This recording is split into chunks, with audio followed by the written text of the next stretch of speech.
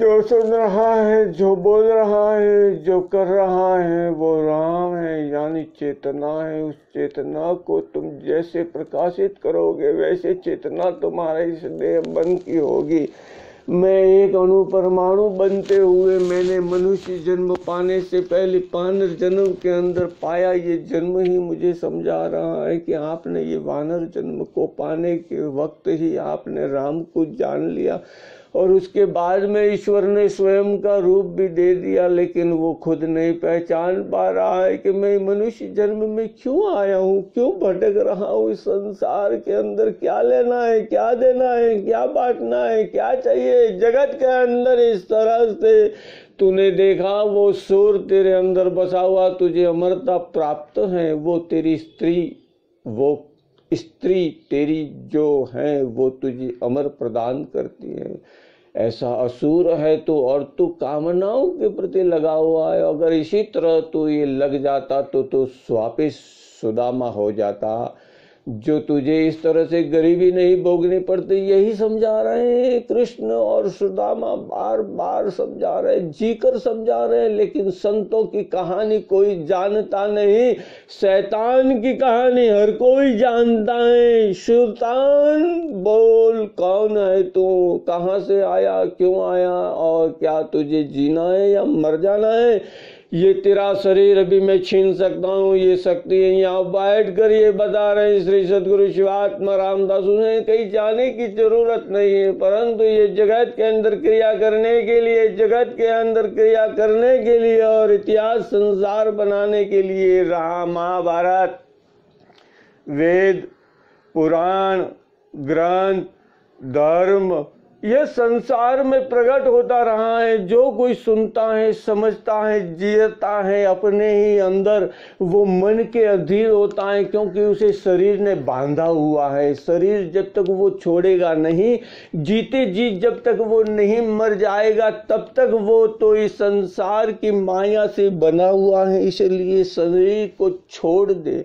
शरीर को छोड़ेगा कैसे, तो कि मैं तो सोया बन के, मैं तो सोया बन के, मैं तो सोया रे बन के, योग निद्रा में सदा हूँ समाधि। मैं तो सोया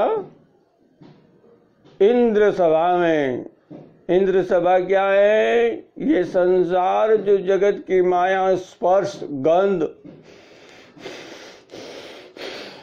श्रवण, कीर्तन, जो कुछ कर रहा है वो स्पंदन है। वो स्पंदन किस प्रकार का है तेरा, तू उसे जान ले। इसे जानने के लिए तू यहाँ आया है। तुझे रोना नहीं है, तुझे जीना है इस संसार के अंदर। वो जागरूकता लानी है इस मनुष्य जन्म देह के अवतार।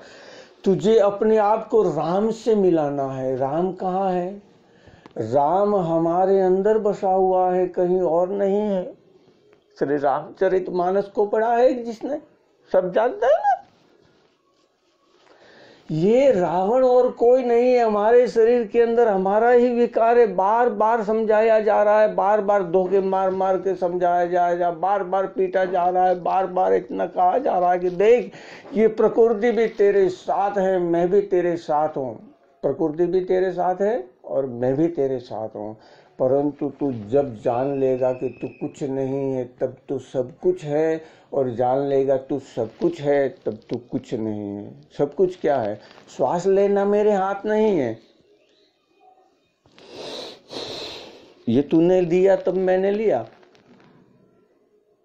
तुझ में तो मैं समाया हूं और मुझ में तू है, तो श्वास लेना है किसको? शरीर को। तो जागते हुए मैं श्वास नहीं ले रहा हूँ। ये शिव समाधि और योग निद्रा श्री कृष्ण राम भक्त हनुमान अंजनी सूत्र जो बार बार समझा रहे हैं, वो हमारे अंदर ही रही हुई वो ज्ञान विभाग, ज्ञान विवेक, अपनी जागरूक अवस्था है। हम जाग रहे हैं। हम कहाँ हैं? हम क्या कर रहे हैं? ये अच्छा है कि बुरा है? हमने हर धर्म का ज्ञान लिया है, इस धर्म से हमने अपने धर्म को मिलाया है, और हमने अपने धर्म को मिलाकर जब जाना है, जब मैं ही हूँ सारे जगत में, तो मुझे किसका वध करना है?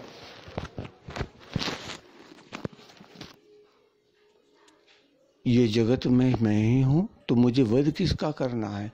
तो कि मेरे अंदर होने वाली प्रति क्षण जो अंदर मगज के अंदर उत्पन्न हो रही हैं, जिससे हम देखो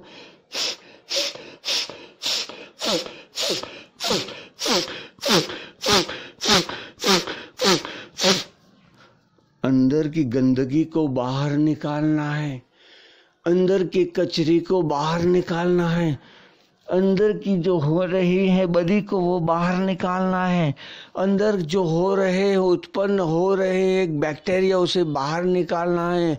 हमें अमर होना है तो हमारे ज्ञानेंद्रिय, हमारे मस्तिष्क के अंदर आधा मस्तिष्क शिव का है और आधा मस्तिष्क शक्ति का, ये दोनों होकर साथ में होकर काम करते। एक अकेला कुछ नहीं कर सकता, इसीलिए वो जो तीसरा है करने वाला छोटा सा मस्तिष्क, वो ही सारा जगत का संचालन करता है। वो क्या है, उसकी सब बायोडेटा वही रहती है। कहाँ रहती है? तीसरा मगध की ऊर्जा में। इसीलिए तो देखा है ना कि वहाँ ही समझाया गया है राहु और केतु का वध वहीं से अपने आप को काटना है। समझ गए? नहीं समझे?